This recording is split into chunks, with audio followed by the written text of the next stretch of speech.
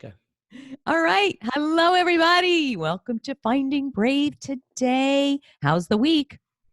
I think we're going to be in February when this launches. How's it going? I hope the weather isn't too crazy like it is so many places. And I am so excited. I'm a little nervous, to be honest, Bruce, to have Bruce Daisley here talking about what's wrong with work today and 30 simple, you're not going to give all 30 probably, but 30 simple hacks to bring more joy and meaning into our work, which, is what we're all trying to do. So Bruce, thank you for your time. Thank you so much. Well, the last thing I want is for you to be nervous. So let's deal with I'm that nervous straight away. because of your illustrious work, which I don't know why that makes me nervous, but here we go. I want everyone to hear about your amazing background bio. Here we go. Bruce Daisley was very previously, Twitter's most senior employee outside of the U.S. In his role of VP across Europe, Middle East, and Africa. He joined the company in 2012. That seems like 100 years ago, doesn't it? Yeah, it does. I can't even imagine the changes. We'll talk about it. Having previously run YouTube UK at Google. That just would be like an hour of an amazing chat. What you've been through, what you've seen. That'll be another time. He has also worked in the magazine, publishing, and radio industries, having got his first break by mailing a cartoon resume of his life to prospective employers. I am dying to see that, Bruce. Do you have a copy of that? If you're on Twitter and you search, in the UK, we use the two letters CV, curriculum vitae for, and if you search at Bruce Daisley and CV, you'll see it. And the best way I could describe it for you is that I sent this resume. I'd been out of work for a while after graduating, and I drew this resume, which the way I would describe it to people is I'm a 3 out of 10 cartoonist. And you've got to imagine something that's a bit more playful than like a Marvel comic. It's a bit more, it's a bit more like Calvin and Hobbes style. You like sort of strip cartoon, like Peanuts. Wow. And I drew that, which was like the story of my life. And here's the interesting thing I discovered is that actually the scarcity, when you're coming to applying for jobs, the scarcity is people's attention. And when something arrives on their desk, and I used to send an accompanying letter in a yellow paper, when something arrives at their desk, and you've got to imagine, most people filtering CVs are bored. They're in a state of here boredom. we go, a seasoned professional and wanting you. Oh. And when something arrived that was a bit odd and seemed inviting, and like I say, I'm not a good illustrator, but it was okay. What happened was I immediately got this remarkable reaction. In fact, not only did I get countless job interviews, I got a number of job offers from it, and I got my first ever job from it. So I always say about that resume, and I'd spent weeks and months on unemployed. I say that changed my life. Did you have the actual CV there alongside? As well? Absolutely. All right, we're going to have it there. We're going to show it for everybody in the show I'll notes. send it to you. Absolutely. Thank you. But now, flash forward lots of years. Bruce's passion for improving work led him to create the podcast Eat, Sleep, Work, Repeat, which I've just heard has been #1 in the UK, and you're all over the place. And it's all about making work better. And it became a #1 smash, as we just said. And you have an international best-selling book called The Joy of Work, which is now coming out in a bit of a different edition in the U.S., Feb 25th. So we're talking about all of this now. We were sharing before how I love to get at the whys underneath things. Can you tell me, of everything you've ever done, of everything you could write about? I think on LinkedIn, does it call you a tech guru?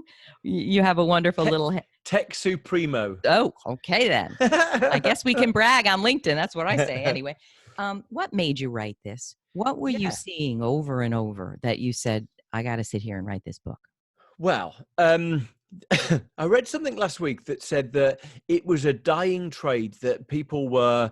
I remember there was a time when they used to say that a third or half of all the chief execs in the US had once worked at McDonald's, and in fact, we're seeing that that's no longer the case. You know, they'd done Saturday work, they'd done evening work, they'd paid their way through college, and we're seeing that that's no longer the case. And but I was still part of that cohort who worked my way. I did Saturday jobs, I did evening jobs to pay my way through education. And even from that stage, I observed that there were some really wonderful places where you turned up, and they might be big firms, there might be small firms, there might be bars, there might be hotels, but there was somewhere you immediately thought, I'm going to have some fun here. There's a playfulness to the characters I'm surrounded with. There's a really wonderful energy. And then some of them are turned up, and I suspect it was normally because there was a culture of fear and intimidation and bullying. I turned up and I thought, oh, I'm not going to enjoy it here. And I was really struck with, wow, the chemistry, the alchemy that creates those things seems to exist at all levels of employment. And then when I was fortunate enough to, my cartoons resume got me a grown-up career job, and I just really was struck. The first place I went to work was familial. It was wonderful. It was really, it sort of had real companionship and camaraderie from the people I was working with. And as I then went on and worked in some of the most beloved and respected companies in the world, I worked at Google, at YouTube for 4 years, and I've worked at Twitter for 8 years. I was really struck by sometimes some of the cultures that we admire from afar, that when we go to websites and we think, tell me the best place in the world to work, and we're regaled with these stories of this just extraordinary benefits and perks that these people have. I was really struck with my experience at Twitter, where there were times where the culture just felt like the most successful sporting team, like the most brilliantly productive. You know, when you watch a great TV show and you're like, wow, the team that are doing this, they just seem to be minting magic. They seem to be creating something so special. And I felt when I was doing my job at Twitter for a long while, we had that. But here's the remarkable thing. Here's the thing that I discovered. That we reached a stage where just something went wrong. And so, you know, out of vanity, that I'd believed that somehow I was partly responsible for the good culture that we'd created. I'd built the team from the time that we could. The team in the UK, when I first joined, we could have traveled around in, you know, a mini cab. It was tiny. And so I felt as we built something strong and impressive, it was, I felt some degree of responsibility. And in fact, what happened was that something went wrong, and we reached a stage where I felt like I needed to take responsibility for fixing this. I needed to some extent say, okay, if I took credit for the good times, I need to take responsibility for the bad times. So there's the problem. I witnessed people around me burnt out. I witnessed colleagues leaving with no job to go to. And I thought, wow, I need to fix this, because and the question I asked myself is, if you've ever had a party and the party starts dying, you could often never get the party going again. No matter how many bottles you reach for, no matter how much cake you offer people, you can't get the party going again. And that was the question in my head. Can I get this party going again? And I thought, Bruce, did you have a clue what was at the heart of why the party was dying? Yeah. I mean, you know, often the issues, they say, you know, the issues they come down to the same things. We'd gone through a tough time, and often when times are hard, businesses, leaders, all of us are reluctant to be as honest as we should be about how bad it is. The numbers, the financial, the finance, the numbers, the competitive landscape, the whole the deal. consequence of those numbers. And we were in a situation where we were probably moderating what we were telling people. We weren't telling people the unvarnished truth. And so the strange thing about that is that it's an illusion, because by not telling people, they start presuming that it's worse, and they lose a degree of trust. And the actions I took, I think, were partly responsible for that trust gradually going. So here I am. I'm in a situation where 2/5 of the team had left in a year. Yikes. There's a strange thing that happens then, Kathy, as well, that where when that happens, you're constantly wondering who's next. You're looking at your best people thinking, I hope they don't leave next. If they leave, I'm in trouble. Oh, wow. In addition, the people we had there were showing signs of burnout. And I think the reason why we're all talking about burnout more and more is because it's becoming so prevalent. We're spending so long using our phones. We're spending so much time connected to our devices that by one account I read, half of all US workers are in a state of some degree of burnout. And I was witnessing it in my colleagues. So I sat there thinking, right, what can I do? What action can I take to resolve this? And so that's how I got on this journey. I have so much to ask. Did you feel the burnout? Most definitely. I think, the strange thing that happened was that, forgive me, can I get some water? Of course you may. Go.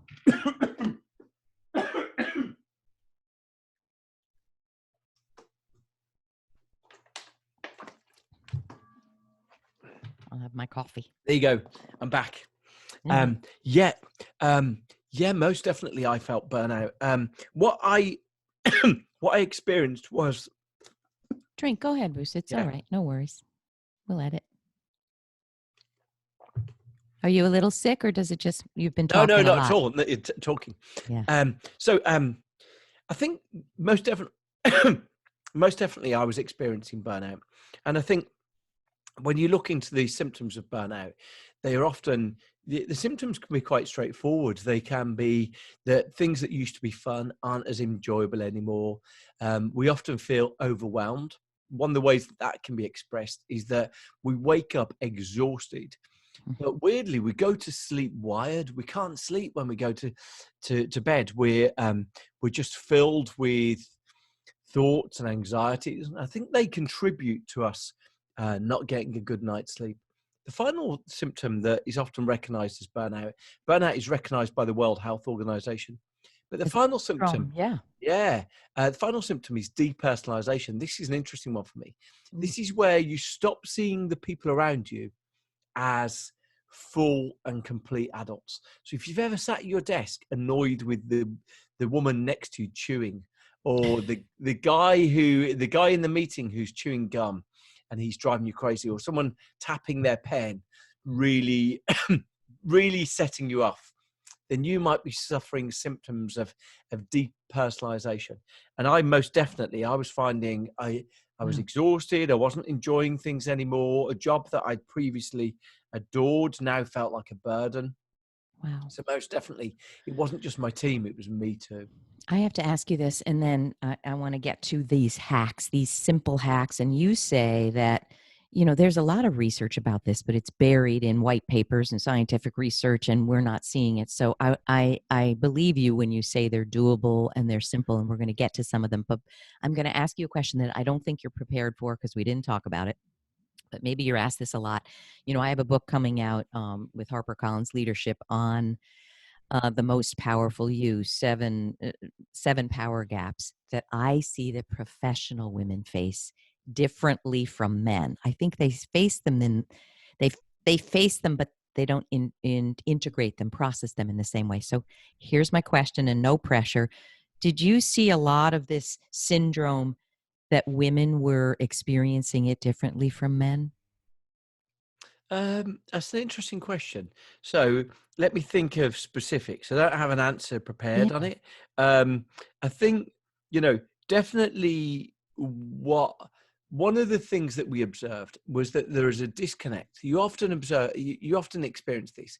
There's a disconnect between our rational intuition and our emotional intuition.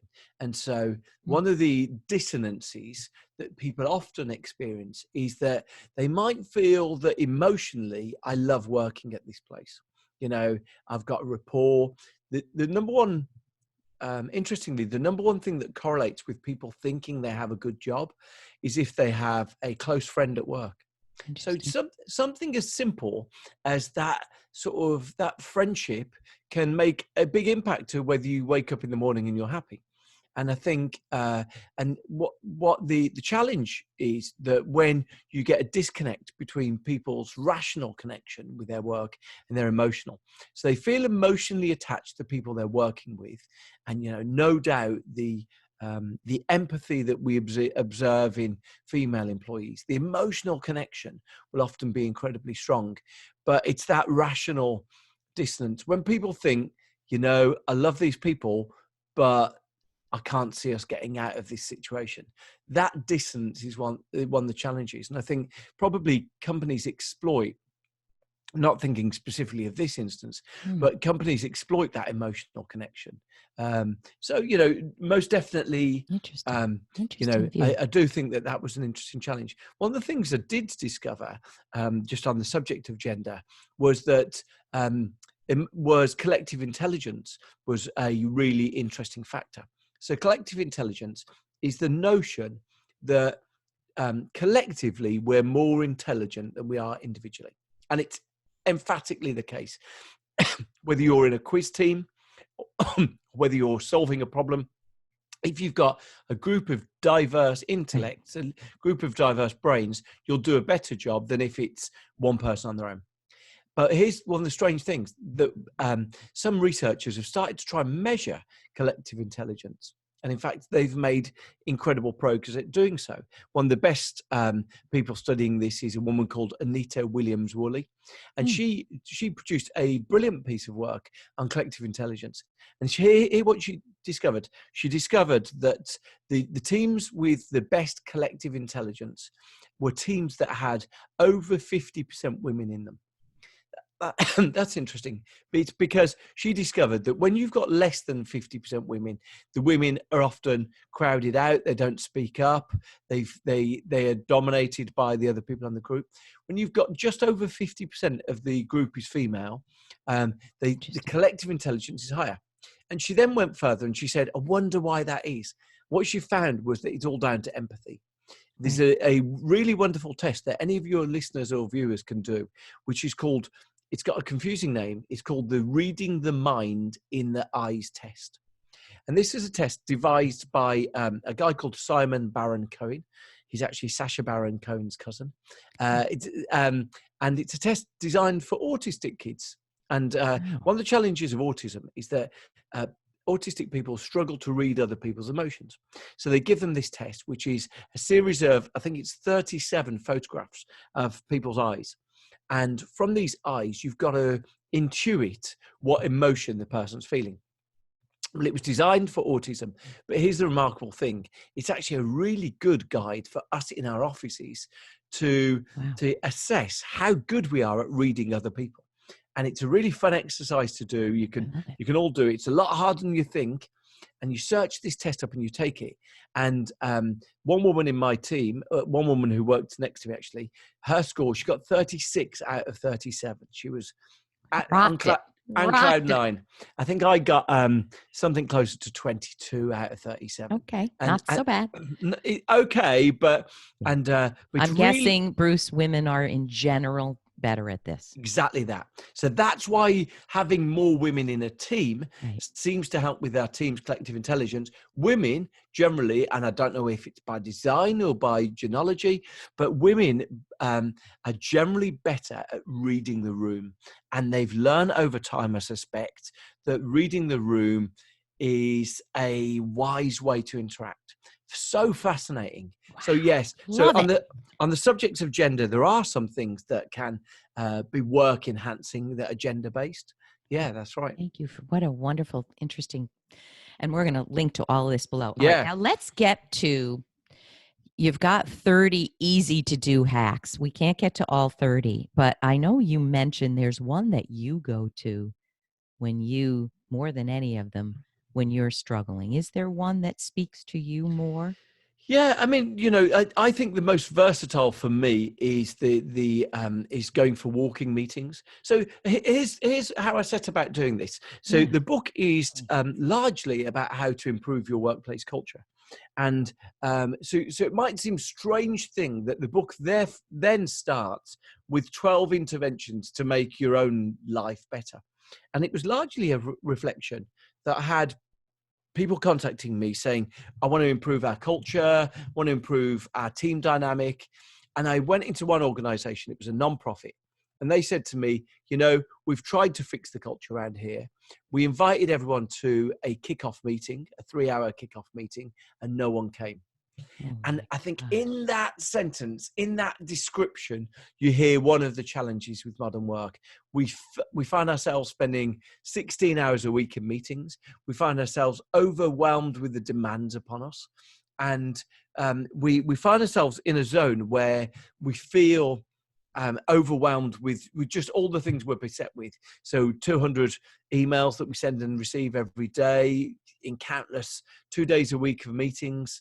And so we're constantly overwhelmed. And so if someone invites you to another meeting, we just feel like we want to commit sort of calendar bankruptcy. We can't take it anymore. And so, can I add something?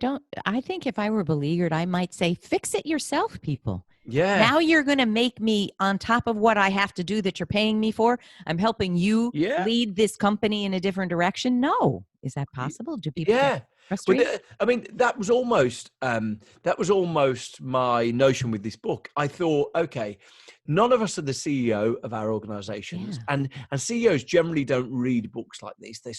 They go on $100,000 courses at Stanford and Harvard. They indulge themselves in other ways. So I was like, okay, how could any of us, maybe considering we don't have a lot of power, how can any of us set about changing our workplace culture? I was envisaging someone maybe in their early 30s or late 20s, low power, but wanting to get on in their job. Oh, I love it.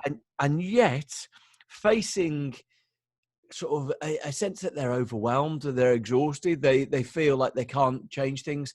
Maybe their boss is emailing them all weekend. They feel like they can never escape their inbox. And so my feeling was, okay, are there any interventions that any of us can stage?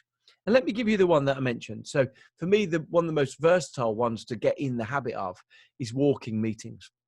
And the reason why is because if we're spending 16 hours a week in meetings, which is the most common estimate of people in office jobs, then one of the things you encounter with that is that it just feels physically exhausting. And it's exhausting for two reasons.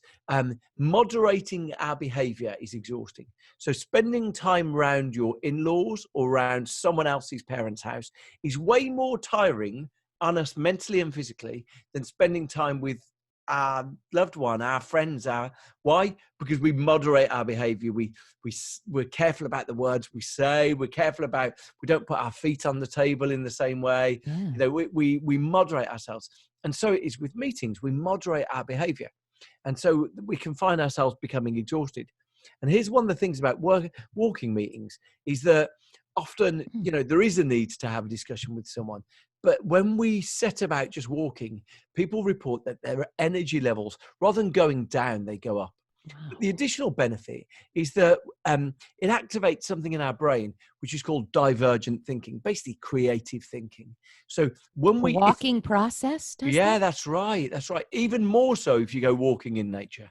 So maybe if you've got a park a block away from your office, going and walking around the park, the first time you suggest it, it will be really awkward. The second time, it'll be like, okay, that was good last time.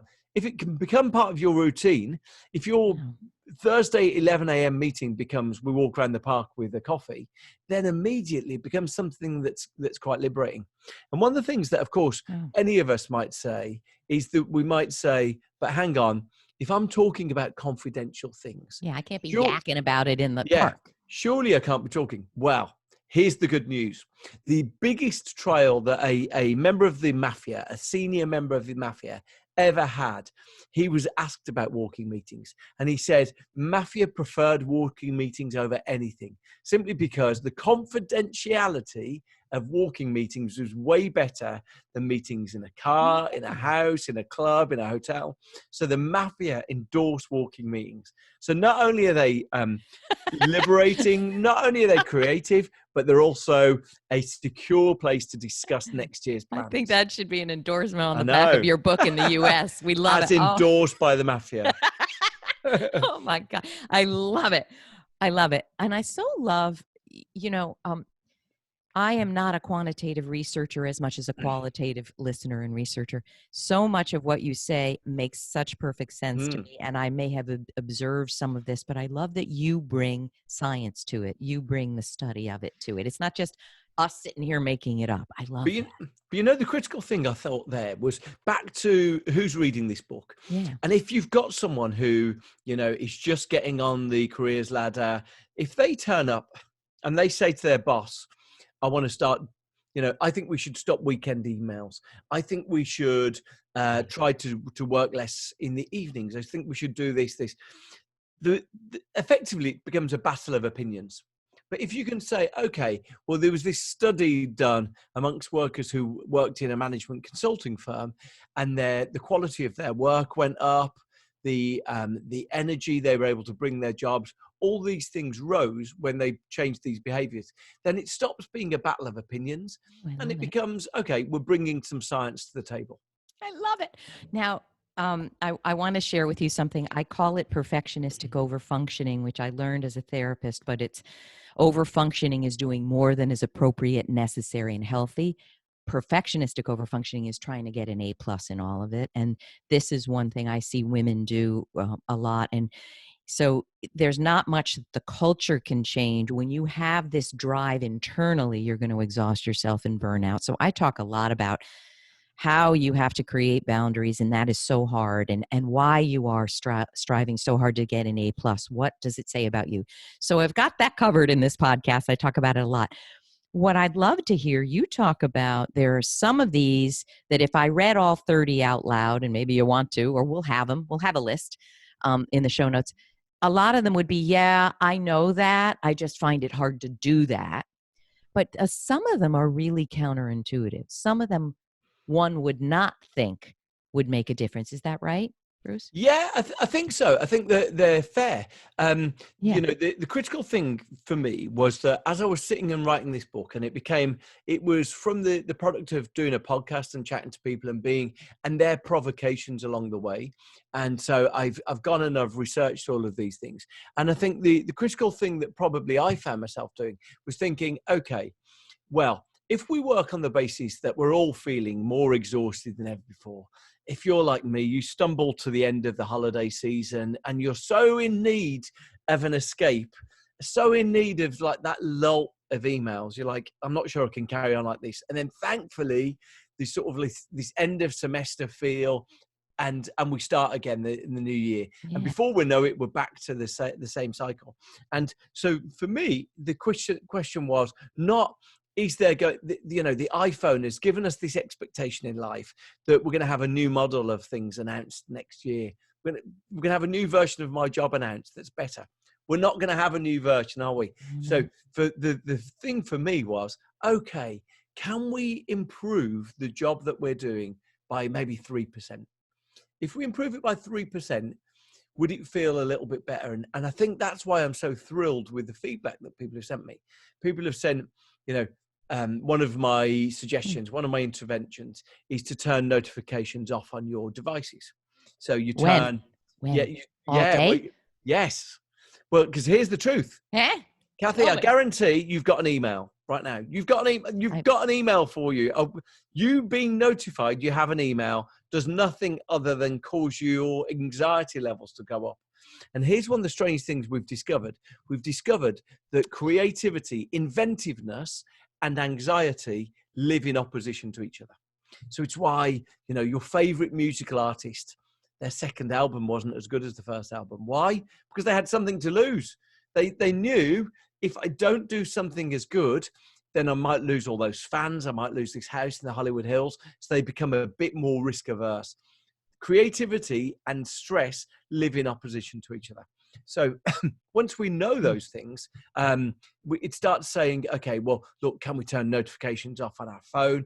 And here's what people say. People say, when I turn notifications off on my phone, I didn't forget I had emails, but it gave me some mental headspace where I felt like I wasn't constantly interrupted.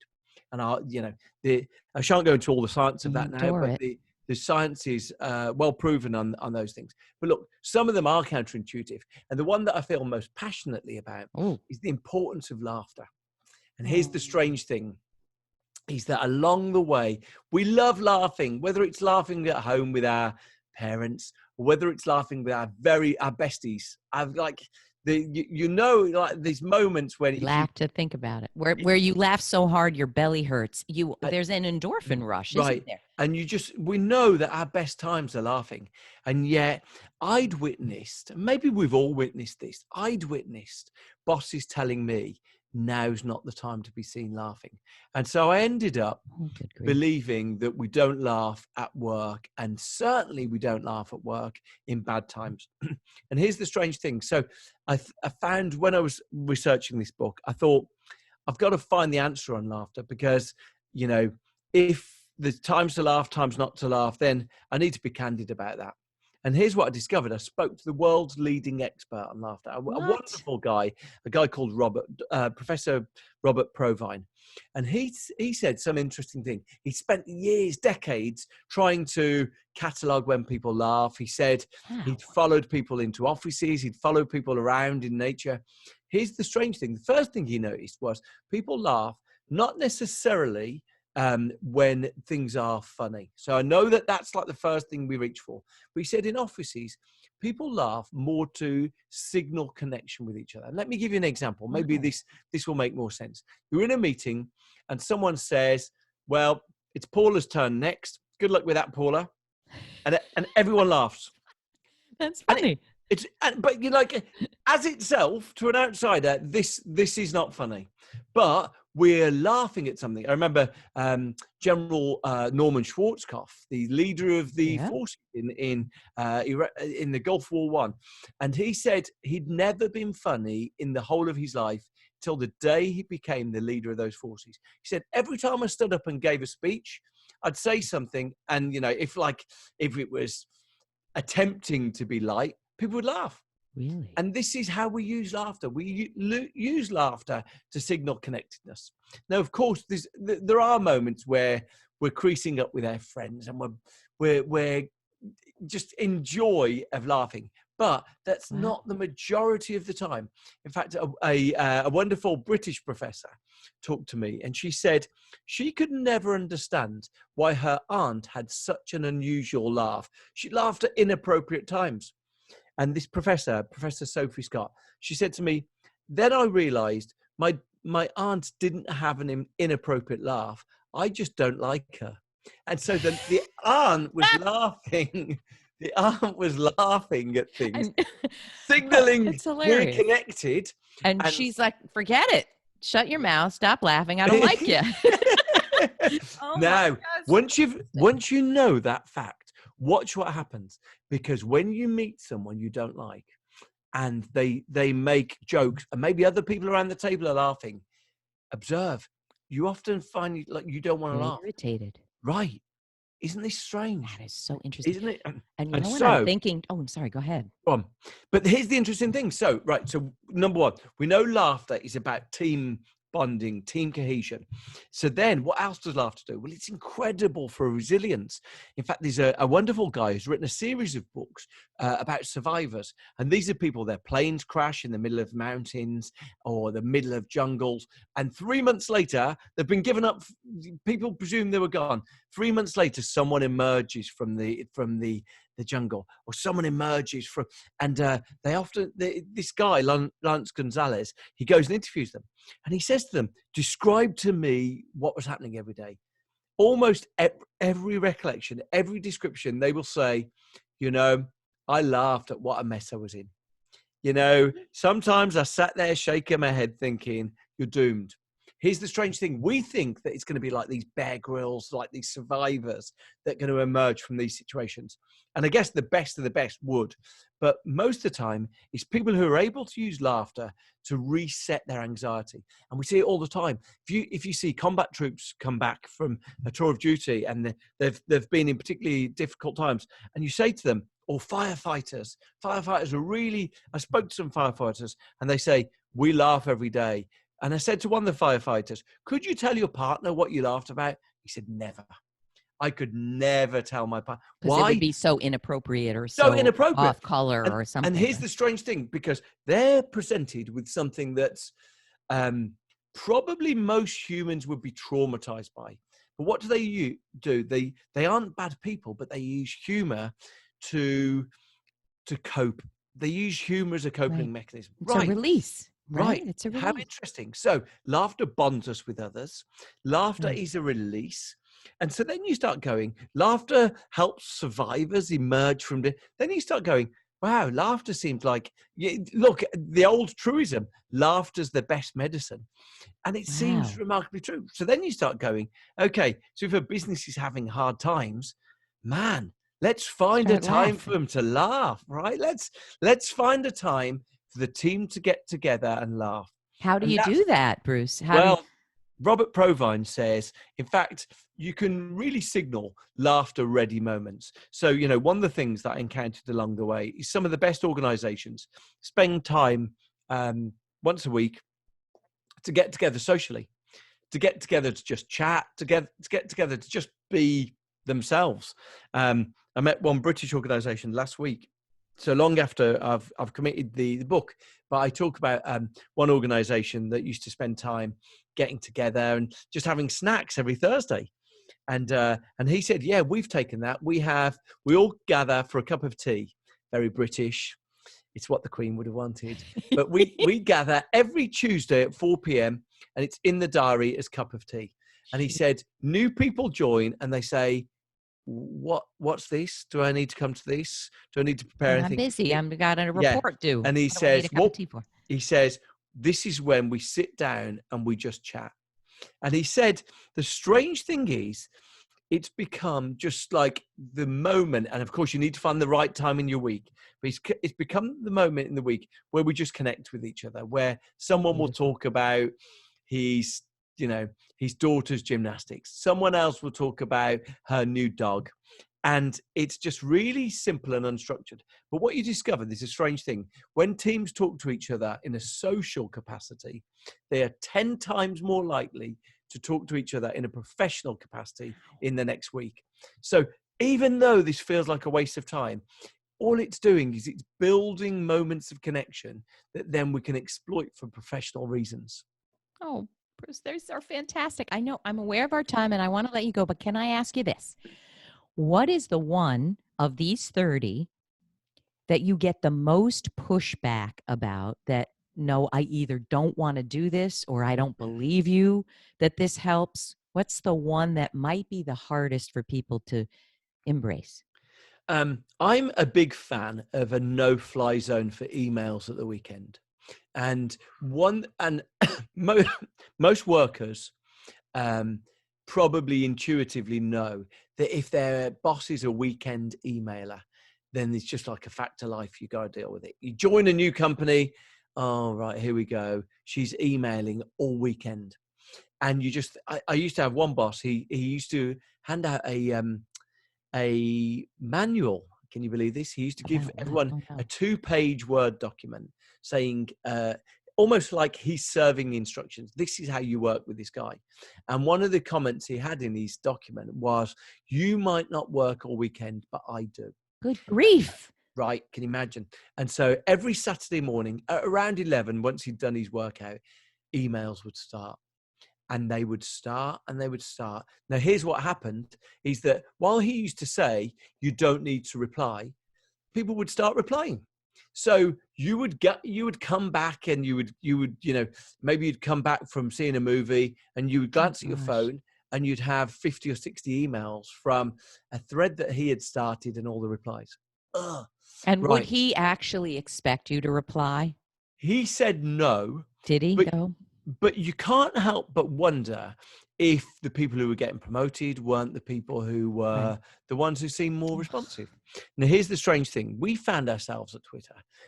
I found myself in my team seeing people quitting with no job to go to. And, it's such a vivid signal. If people are leaving with no job to go to, they're desperate. And we had to ask ourselves, okay, so if people are leaving with no job to go to, why are they feeling like this? And we had to answer ourselves. One of the reasons why they feel spent, they feel like all their energy, they feel like just utterly depleted. And so we said to ourselves, okay, we have to be honest about what we're doing. People are leaving with no job to go to because they feel exhausted by what we're demanding of them. And so let's be candid, these weekend emails, they don't have to go at the weekend. In fact, I'm not against if someone wants to compose an email on Saturday morning because they've got a thought in their head, write as much as you want. But the moment you press send on it, the evidence suggests that every hour that a boss spends emailing his or her team, each member of that team will, on average, work 15 minutes. So if a boss spends 3 hours emailing at the weekend and they've got a team of 20 or 30 people, they're creating hours and hours, dozens of hours of work. And, we reached the conclusion that our team weren't as inventive as we wanted them to be. They weren't as fresh as we wanted them to be. And ultimately, they were leaving for other jobs because of these things that we weren't making difficult decisions to say, let's not do it. So a lot of bosses push back. They say, look, no one has to read my emails. But our feeling was the quality of the work is better. Here's one thing I'll say to you. Here's a strange thing I discovered about neuroscience. So if we were to split the way that the brain works into 3 very simple functions, this is like neuroscience 101. You and I are embarking upon our first lesson of neuroscience. These 3 systems. The first system is called the executive attention network. So this is the system in the brain. It's distributed all across the brain, but it's what we're focusing on at any point. If we've got our phone in our hands, typing an email on our phones, it's the executive attention network that's running that. Second network runs directly in parallel with it at the same time. It's called the salience network. The salience network means that while I'm sitting here and you're sitting in that beautiful house there, then while you're doing that, the salience network is making sure that the room you're in is safe, that nothing is going to happen. Really true. Right. But here's the strange thing. There's a third network, and there's a third network of cognition.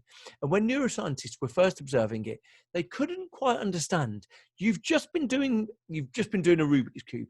You've just been typing an email, but then you stopped and all of a sudden loads of other areas of your brain lit up. They're like, oh, but shouldn't your brain be doing nothing? Because when we asked you how you were feeling, you said, I'm thinking about nothing. And here's what they discovered. The final area, it's called the default network or the default mode. The final area of the brain is occupied in those times. And what we might describe, if we were talking about what we were doing, we might say, I was bored. Do you remember boredom? I mean, like, what's that? I don't know what that is. Not since childhood have any of us experienced that boredom that we really felt there. Why? Because computers and devices have taken it away. But boredom or distraction or not thinking, that's what we would be in the default mode. But here's the strange thing, that we observe that when people have their best ideas and you say to them, what were you doing? Right, I've just had an idea. What were you doing? They say, oh, I was staring out the window. I was walking my dog. I was in my commute and we were in traffic and I was listening to a song and then I had an idea. What's happening? It's when you're in the default mode. Cheapers. Right. And here's the strange thing. My favorite example of this is the screenwriter Aaron Sorkin, immensely successful screenwriter, wrote Moneyball a couple of years ago, Social Network, The West Wing. Right. He said he realized he's famous for like this zingy, witty dialogue. And he realized he was having these best ideas for clever lines, not when he was sitting at his computer screen, but when he was in the shower. In the shower. That's it for me. And when I just wake up in the morning. Ooh, right. Brilliant. Now, here's what Aaron Sorkin did. He realized that, he earns money from these zingers. He had a shower installed in the corner of office. No. He says, I promise you, he told Hollywood Reporter magazine, he said, I have 6 to 8 showers a day. Imagine. His skin is revolting, repelling, but okay. Imagine what's his moisturizing routine. But Did he really? Did he really? Truly. And he was asked about it. He said, I want you to be clear. This isn't like an obsessive cleanliness thing. He said, I feel it resets my thinking. God, and I suspect he only does it when he's on deadline. He's got a script. He says, I have 6 to 8 showers, just like trying to get into that zone. Well, there's that one of your hacks, one of the 30? Yeah. But it's just like understanding that what we might, if we're obsessed with productivity, if we're obsessed with getting the most out of every moment, we might lose these moments. Moments of unfocus seem as powerful as moments of focus. And that for me was a revelation. Even more powerful because different thing that emerges. I am so fascinated by what you're saying. You're so interesting to listen to. I'd love to keep you for another hour. So come back in a few months, Bruce, and we'll have this again. But now that you're not with Twitter, what's next for you? I mean, what I see is you're so fascinating to teach and do leadership training and culture training. Are you doing that? Yeah, well, look, I want to combine my time across 2 things. Firstly, I've had so many organizations that have contacted me saying, we'd love to do this in our organization.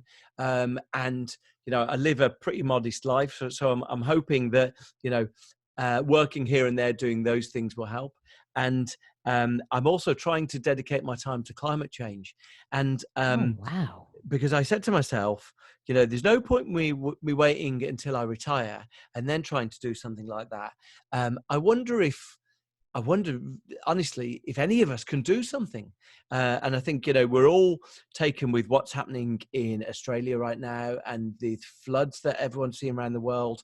And, on percentage wise, 100% of all scientists say that climate change is a real thing. And so my feeling was, if I could dedicate 2 or 3 years of my life now to contributing to that, then I hope that I would look back and say, what a good use of my time. And what are you going to do to contribute to that?